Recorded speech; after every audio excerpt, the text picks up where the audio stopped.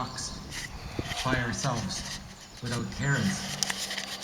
But there were no parents because they were all at work. So me and some friends, we got together and we made a plan. And that plan took all morning because we had that rotary phone. You had to dial each person individually and then wait for them to pick it up. If you had dialed the wrong number, you had to hang up and start over. You know how it was in the old days. It took time. You had to be careful on that phone. Get the number right the first time. Invite all the friends over. They came prepared, packed with lunches. It was back in the days when you could still eat peanut butter and not kill anyone. Remember that? Now that peanut butter is just dangerous. You can't mess around with that. It hurts people just randomly. Eat those peanut butter sandwiches. Wagon wheels. I remember those too. That was the sugary treat that gave me diabetes, I'm pretty sure. But we were going to make this journey down this dirt road to this swimming hole. And I was getting ready to go. I said, I better check the weather. There was no internet, of course, so I went outside and I looked. It was a clear sky. I thought, it was just clear up there. And it was hot. It was really hot that day. So I wanted to make sure, so I went and turned the radio on. I'm going to see what CBC tells me because they speak the truth. Right? Mixed message in there, crowd there. A little giggle. But I turned the CBC radio on. You got to watch what you say or I'll never get a gig on CBC. If you say the wrong thing, you'll be blacklisted from there. Right? I went on there and the guy said to me, 0% chance of participation, he said. I guess it was precipitation, precipitation. I went outside with my friends and we got on a bike and across the road there was this man. He was standing facing the west direction. He was singing a song on his drum, but his drum didn't sound good like mine. This is where I do what's called show off and tell. No one's got a nicer drum than this. Oh boy, just brag about it. Look at this. Everyone just hating because look how nice my drum is. Oh. Oh. Hey. Oh. Even Led Zeppelin doesn't have a drum like that. Anyways, his drum didn't sound like that. His drum was like this. It was really flat, like someone let the air out of it. And he was standing there real tall and proud, and he was facing that western direction. And this is the song that he sang. I'll sing you a verse of it.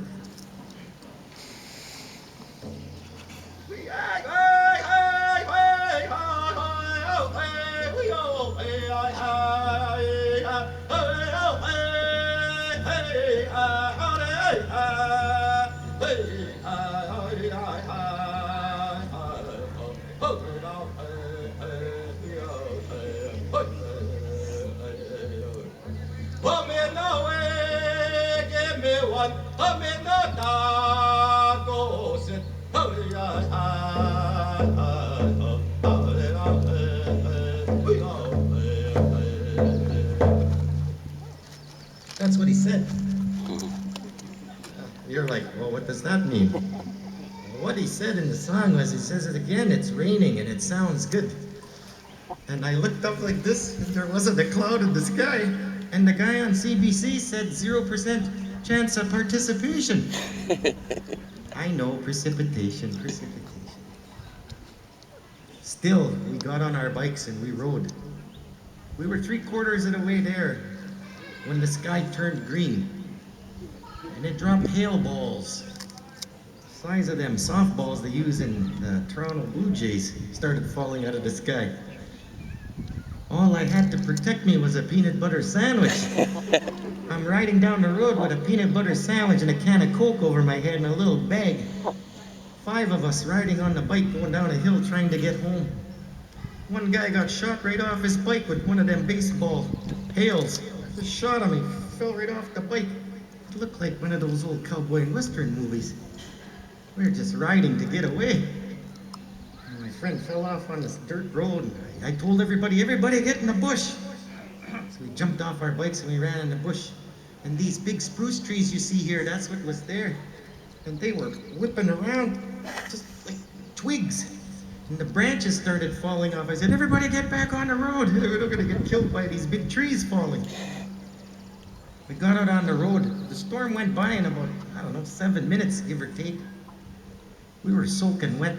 Looked like a bunch of wet cats, hair down the face. I had those tight Sergio Valente jeans on that we used to buy.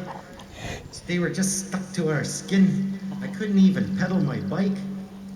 I said,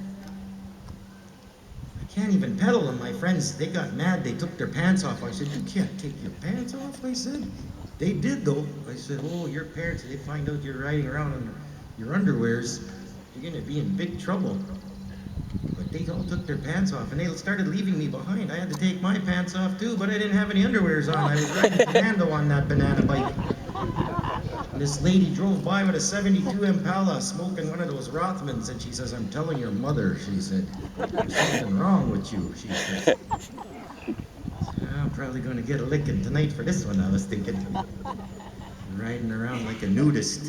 It was only me and that lady. I was what? She looked at me for the rest of my life, strange all the time. Even when I got older, she was still looking at me. Anyways, I rode back in the yard, and that old man was sitting inside his window. I could see him drinking coffee. We pulled in all soaking wet. I couldn't hear him. It was like a silent film, but he went like this.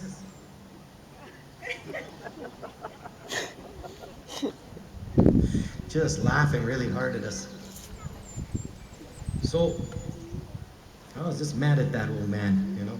I thought, that guy. I don't know how he knew about that storm, I said. Years later, I went over and asked him. I took him a gift in tobacco. And I offered him a gift. I said, do you remember that time? It was a sunny day, and I went out riding on our bikes. And you were outside singing. To the west, you were singing a song. And that day, there was a giant storm.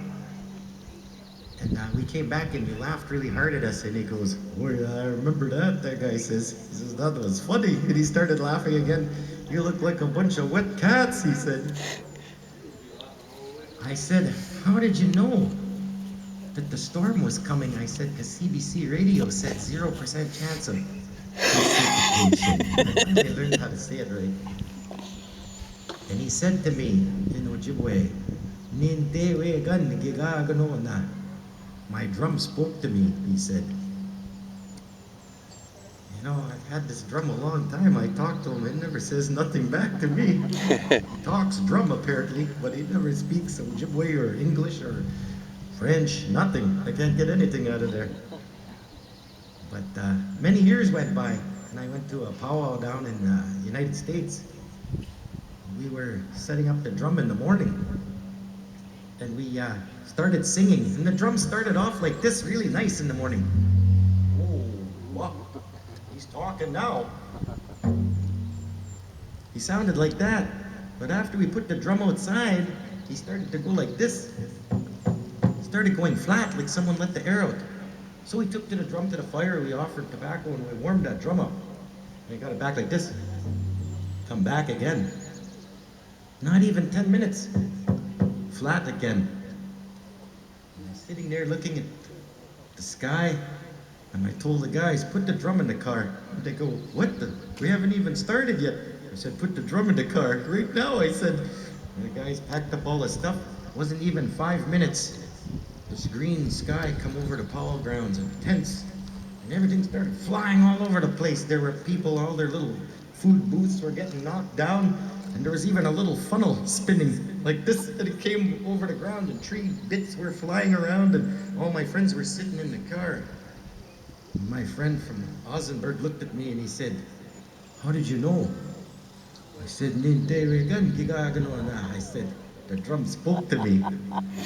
Oh, he says, somewhere out there, my friend's still going, hello, hello. Trying to talk to his drum too, eh? Waiting for him to talk back. But anyways, I'm gonna sing that song. I'm gonna finish it up.